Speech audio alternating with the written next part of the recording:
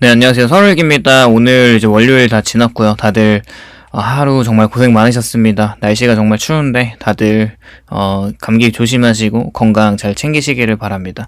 생각해보면은 불과 몇 년 전까지만 해도 쿠팡은 일하고 싶으면 언제든지 이제 지원하면 갈 수 있는 곳으로, 경기가 나빠져도 뭔가 쿠팡이라고 하면 이제 배달을 시키고 뭐 이런 필수 소비재 같은 그런 회사 느낌이라 경기가 나빠지더라도 마지막까지 남아있을 자리로, 일자리로 여겨져 왔는데요. 그렇게 언제든지 지원자가 모자라기보다는 일손이 너무 많이 필요한 그런 공간이니까 그렇게 물류센터는 상시 채용을 했고, 단기 알바나 수시적으로 모집을 하고 새벽 배송을 확대하면서 또 로켓 배송을 전국화하는 많은 분야의 사람들을 항시 채용을 하고 있었고, 그래서 이제 많은 사람들에게 쿠팡은 한국 노동시장에서 최후의 완충지대처럼 인식이 되고 있었는데, 하지만 최근에 들어서 현장에서 반복되는 말은 다른 것 같습니다. 쿠팡도 요즘 자리가 없고요.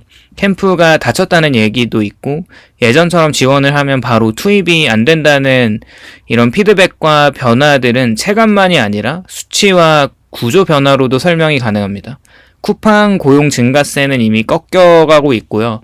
쿠팡의 고용자 수 증가 추이를 또 살펴보면 이렇게 한때 고용 창출 기업의 상징으로 영원히 성장할 것 같았던 그런 쿠팡은 실제로 고용 규모가 이제 빠르게 늘기도 했죠. 2019년에 보면 약 25,000명이었고 21년에 65,000명으로 거의 이제 2배가 넘는 성장을 했어요. 그리고 2022년에 7만 명 수준이었는데, 하지만 이후에 변화가 나타나기 시작하죠. 23년과 24년부터는 정규직과 계약직 증가 속도가 둔화되고 물류센터의 신규 개소 속도가 이제 감소하고 단기 인력 충원을 하는 것을 이제 축소하는 현상이 지속되고 있습니다. 이게 쿠팡의 사업 보고서와 고용 관련 공개 자료에서 이제 보면 고용 확대 국면에서 이제 효율화 국면으로 전환되었음을 의미하고 있고요. 또 생각을 해보면 물류센터 숫자가 줄어들고 있는데, 신규 물류센터가 확장에 종료됨에 따라서 이 쿠팡의 일자리가 본질적으로 물류센터 숫자와 정비례를 할 수밖에 없는데, 하지만 최근 몇 년간 대규모 신규 물류센터 발표 감소와 일부 지역의 캠프를 통합하거나 또는 폐쇄하기도 하고 외곽센터 중심에서 구조조정이 이루어졌고, 실제로 물류업계 분석에 따르면 23년 이후에 쿠팡은 확장이 아니라 기존 센터 효율화에 집중하고 있습니다. 이게 곧 사람을 더 뽑아서 해결하던 단계는 끝났다는 것을 의미하고요. 또 자동화 비율 상승은 사람의 수요를 감소시키죠. 그렇게 쿠팡 또한 물류 자동화의 수치를 보면 최근 몇 년간 이 물류 자동화에 막대한 투자를 해왔었고, 자동 분류 시스템과 그리고 AI 기반의 물량을 예측하고 피킹하고 패킹하고 자동화 설비와 무인 운반 로봇 등 쿠팡은 공식적으로 자동화 설비 도입으로 처리 효율이 수십 %가 개선됐다고 밝히고 있어요.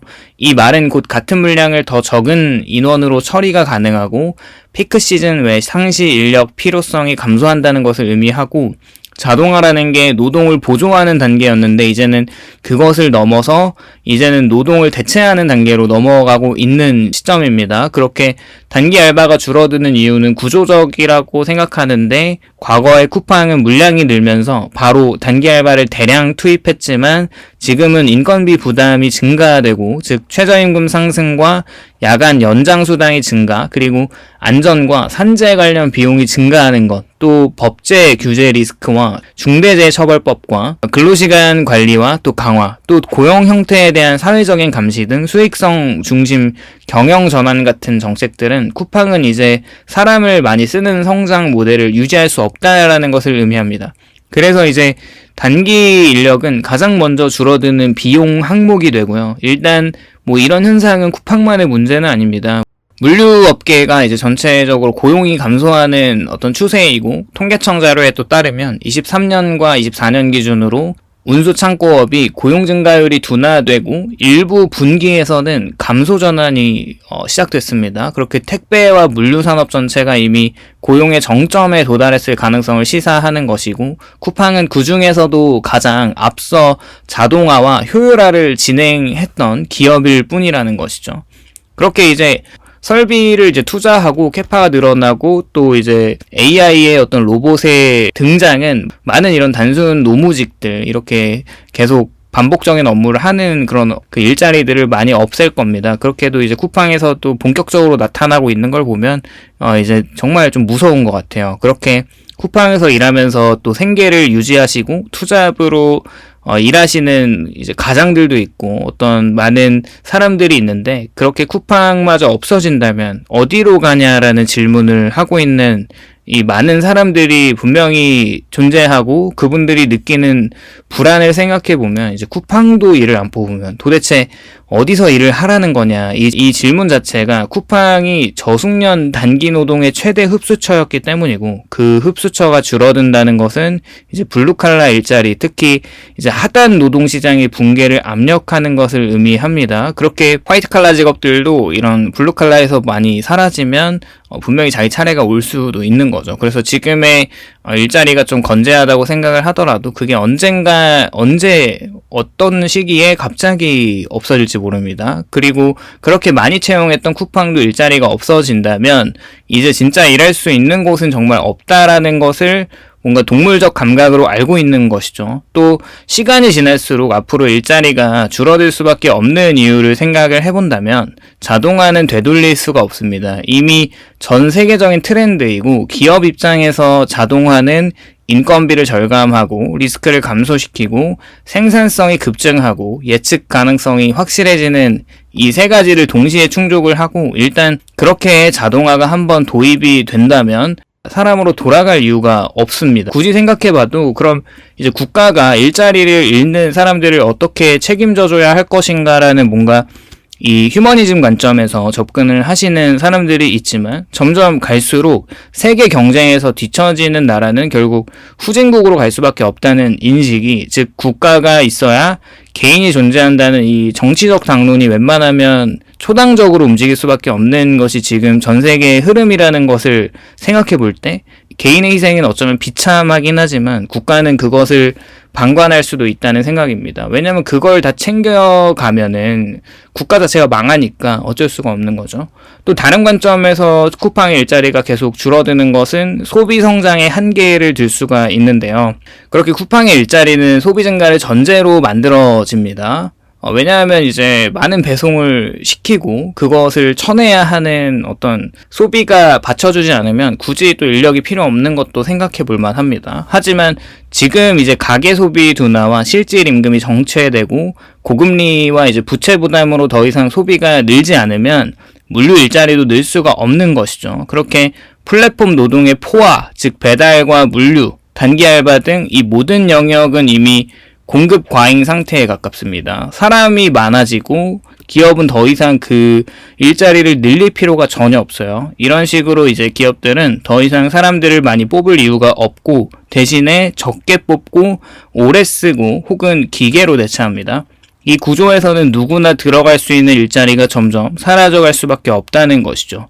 일단 뭐 당연한 이유지만 중요한 결론 중 하나는 일자리가 줄어드는 건 개인 탓이 아닙니다. 쿠팡에 일자리가 없는 이유는 개인이 게을러서도 아니고 능력이 부족해서도 아닌 것이고 시스템이 더 이상 사람을 필요로 하지 않기 때문인 것이죠. 특히 단순 반복 노동과 단기 그리고 임시 노동과 저숙련 노동 등 이 영역은 가장 먼저 줄어듭니다. 요즘 쿠팡에 말이 많습니다.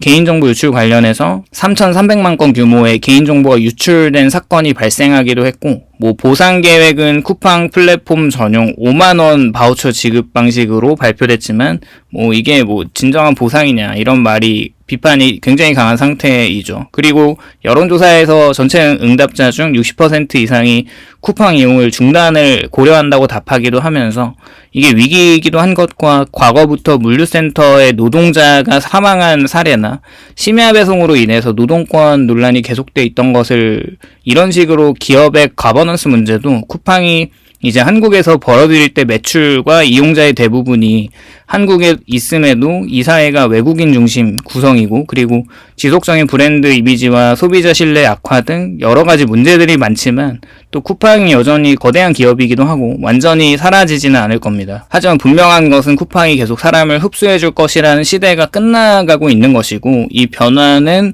한국 노동시장의 구조 변화이며 앞으로 더 많은 산업에서 반복될 현상이라면, 이 현실을 정확히 인식하지 않았을 때 사람들은 계속 스스로를 탓하게 되고 일자리를 만들어내던 방식 자체가 끝나고 있다는 점을 인식하면서 다음 먹거리를 계속 생각해 봐야 할 것입니다. 오늘은 이렇게 쿠팡에도 점점 일자리가 없어지는 이유에 대해서 이야기해 보았고요. 오늘도 영상이 공감이 되셨다면 좋아요와 구독을 부탁드립니다.